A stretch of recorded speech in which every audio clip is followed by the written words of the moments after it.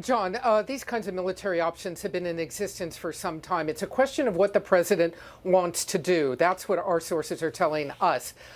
He has a couple of very critical military decisions he has to make. Does he just want to send a signal to Assad? He can do that with striking airfields.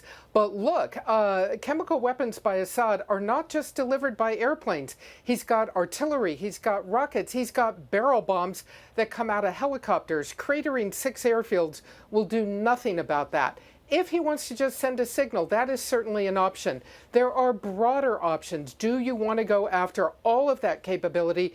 Do you want to end Bashar al-Assad's ability to launch chemical weapons, to launch nerve agents against his own people? That is a very significant military campaign. Does the Pentagon know how to do it? You bet they do.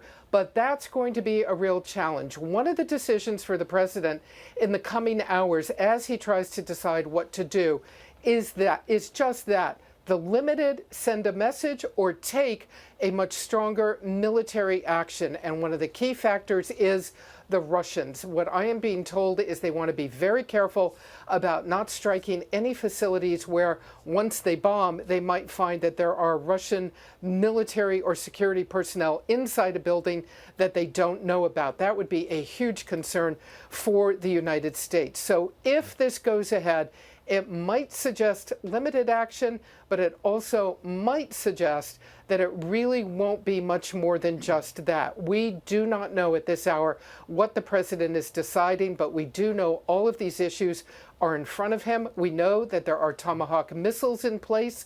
We know there are U.S. bombers in place. The U.S. military could, under orders from the president, begin action anytime he says to go ahead.